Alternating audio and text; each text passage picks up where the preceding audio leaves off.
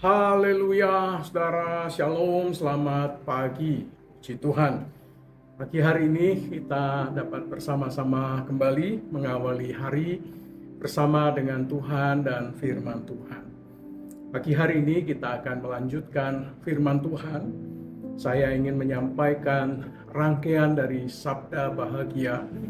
Ada 8 kalimat ucapan Sabda Bahagia, dan kita akan teropong, kita akan coba renungkan gali dari perspektif Lukas pasal yang ke-6. Kita mulai nanti dari ayat yang ke-20 dan seterusnya. Tapi karena ini merupakan point to point, maka saya ingin menyampaikan dari poin yang pertama terlebih dahulu, yaitu ayat 20. Saudara, mari kita bersama-sama berdoa. Bapa yang baik yang kami kenal di dalam nama Tuhan Yesus Kristus, kami bersyukur untuk pagi hari ini, karena pagi hari ini kami dapat mengawali hari bersama dengan Tuhan dan firman Tuhan. Dan kiranya sungguh hari ini menjadi hari yang diberkati Tuhan, hari yang kami menikmati rahmat dan anugerah Tuhan, karena kami mengawalinya bersama dengan Tuhan dan firman Tuhan sebelum kami melakukan segala aktivitas kami. Berkati kami ya Tuhan, di dalam nama Tuhan Yesus kami berdoa. Amin. Puji Tuhan ya. Saya ingin membaca bagian yang pertama dari Sabda Bahagia, ayat yang ke-20. Ucapan bahagia yang pertama. Berbahagialah hai kamu yang miskin, karena kamulah yang empunya kerajaan sorga.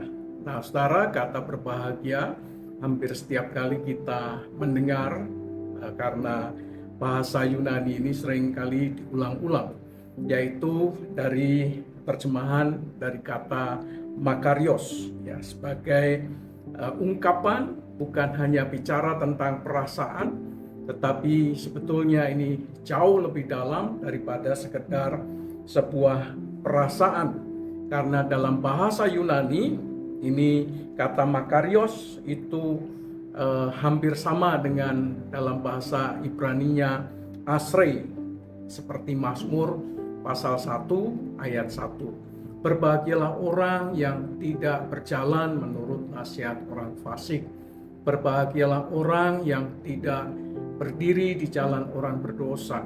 Berbahagialah orang yang tidak duduk dalam kumpulan para pencemooh. Ini similar, saudara ya, kata berbahagia kalau dalam bahasa Yunani menggunakan kata makarios, dalam bahasa Ibrani menggunakan kata asrei.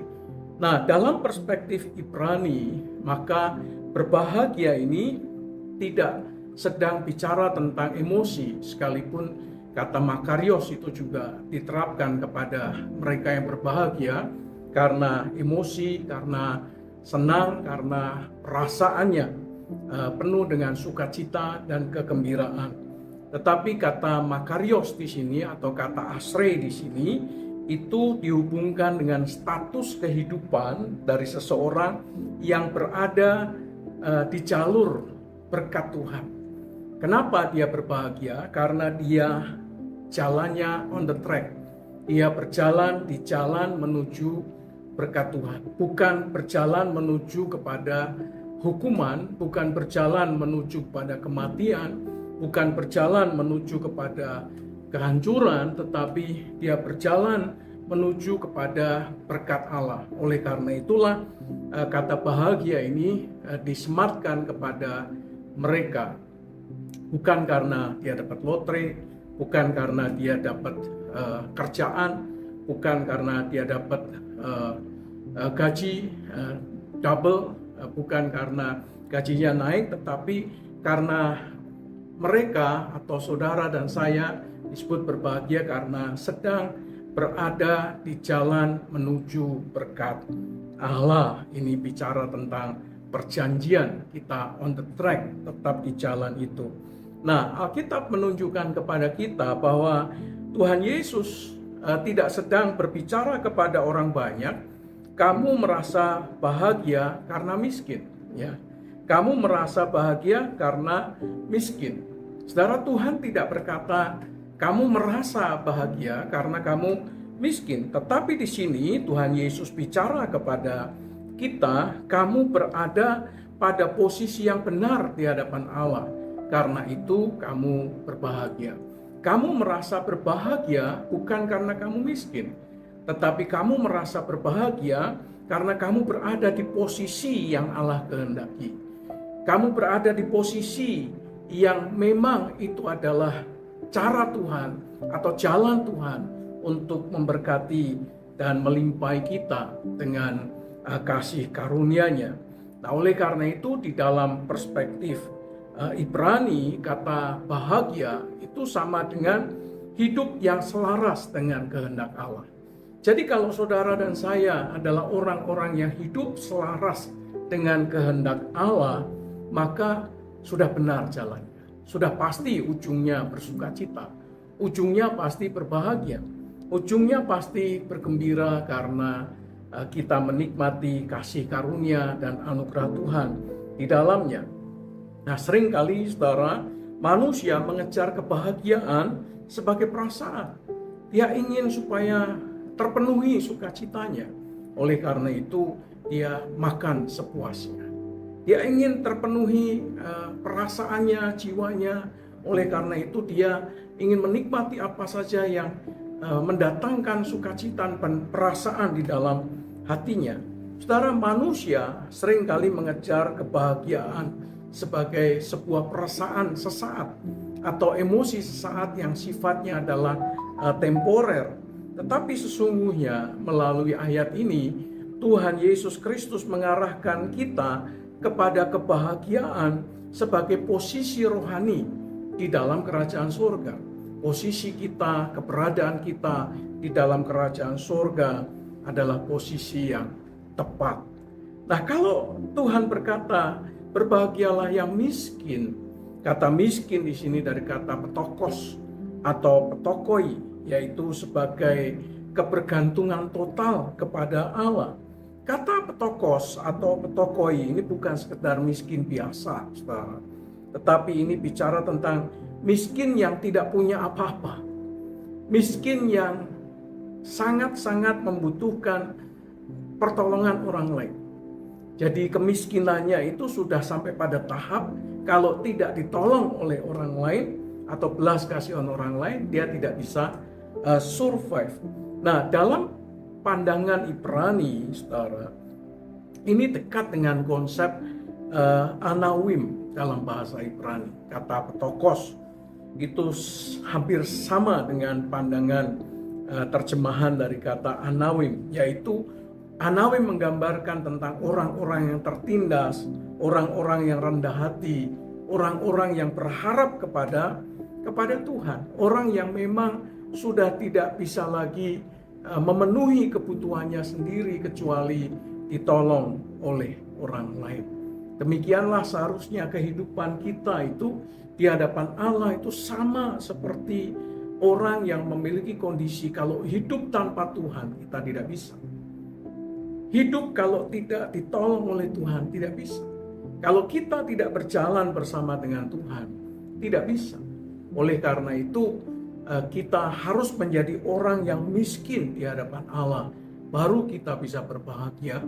Karena orang yang miskin ini adalah orang-orang yang merasa bahwa kalau tidak bersama dengan Tuhan, dia tidak mampu. Sama seperti Musa yang dia berkata, kalau bukan Engkau yang menyertai kami, kami tidak akan berangkat. Karena Musa tahu bahwa tanpa Tuhan mereka tidak dapat berbuat apa-apa.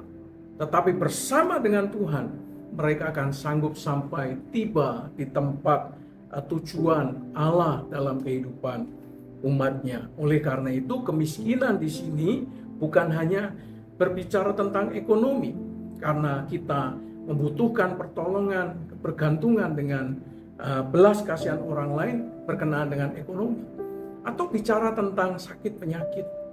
Kita mengalami sakit penyakit, sehingga kalau tanpa pertolongan dokter kita tidak akan mengalami kesembuhan.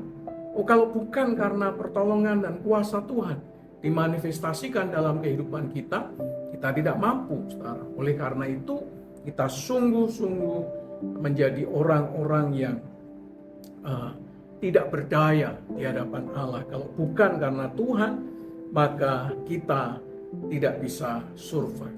Tapi ini bukan hanya bicara tentang ekonomi, atau bicara tentang kesehatan, atau bicara tentang keterpurukan yang lainnya. Tapi ini bicara tentang ketidakberdayaan total tanpa Allah.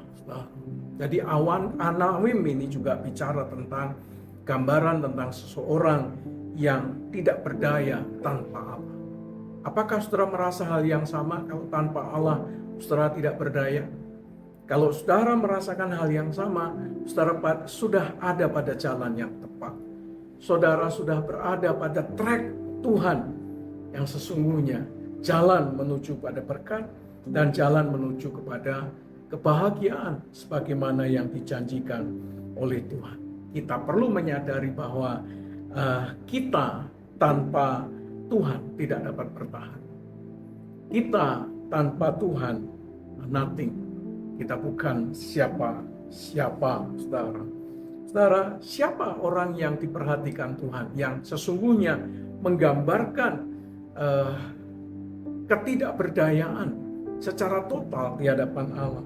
Kalau kita membaca Yesaya 66 ayat yang kedua, di sana dikatakan Allah memandang kepada yang remuk dan rendah hati. Kepada yang remuk hatinya, kepada yang rendah hatinya, Allah memandang. Allah memperhatikan sebagai gambaran tentang ketidakberdayaan, tentang ketidakmampuannya, bahwa tanpa Allah mereka tidak dapat berbuat apa-apa. Saudara, menarik dalam konteks yang kita baca ini, Tuhan tidak sedang memuliakan kemiskinan. Wah, kemiskinan diagung-agungkan, punya nilai jual dan sebagainya. Seperti yang kita lihat, kita rasakan saat ini. Kemiskinan menjadi sebuah komoditas yang bisa ditawarkan untuk mendapatkan bantuan, untuk mendapatkan belas kasihan. Tetapi sebetulnya Tuhan sedang memuliakan mereka yang tidak berdaya tanpa Tuhan. Tuhan sedang memuliakan mereka yang bergantung secara total kepada Allah. Dengan kata lain, saudara, orang yang miskin di hadapan Allah adalah orang-orang yang paling siap menikmati kasih karunia Allah. Orang yang paling siap untuk menerima kerajaan Allah.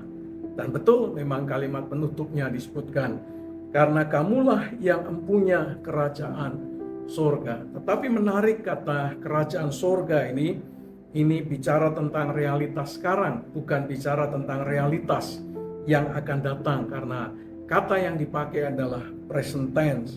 Jadi Tuhan tidak berkata kamu punya kerajaan sorga bukan nanti, tetapi kamu punya kerajaan sorga sekarang. Bukan akan punya, tetapi kamu punya kerajaan Allah sekarang. Nah, dalam perspektif Ibrani, kerajaan Allah itu tidak hanya bicara tentang eskatologis, tidak hanya bicara tentang suasana, keadaan, tempat di masa yang akan datang, tetapi ini juga bicara tentang realitas yang sudah ada sekarang dan yang sedang ada bersama-sama dengan kita.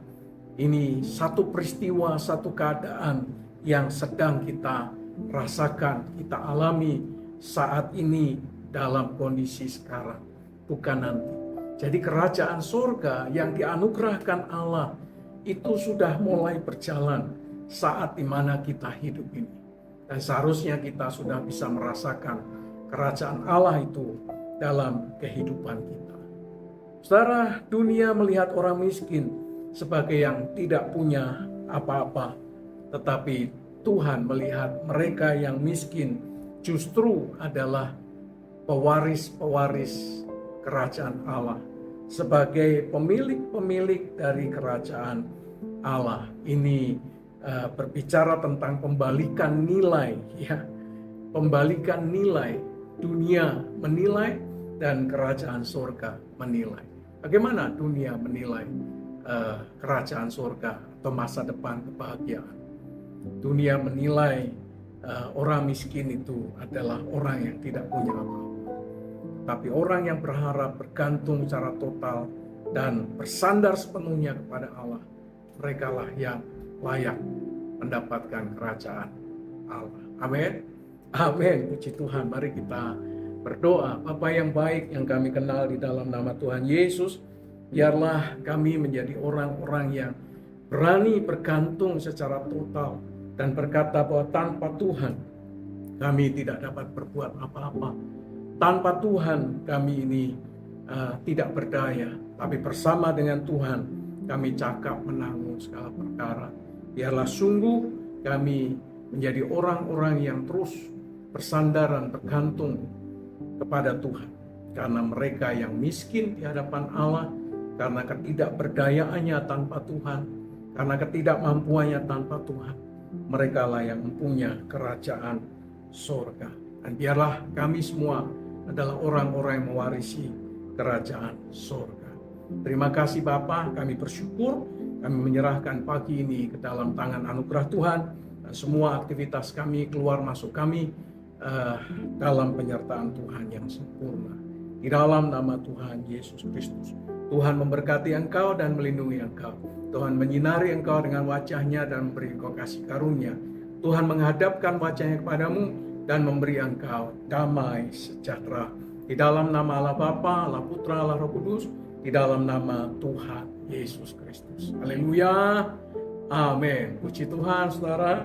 Kita sudah memasuki masa aktivitas, kita sudah mulai melakukan pekerjaan, perusahaan-perusahaan sudah mulai aktif kembali, dan kantor-kantor sudah mulai buka. Dan selamat beraktivitas, selamat menikmati hari ini. Kiranya sungguh Tuhan beserta dengan saudara sekalian. Jadi orang-orang yang bergembira, bersukacita, dan berbahagia berjalan bersama dengan Tuhan. Amin. Amin. Selamat beraktivitas. You are blessed.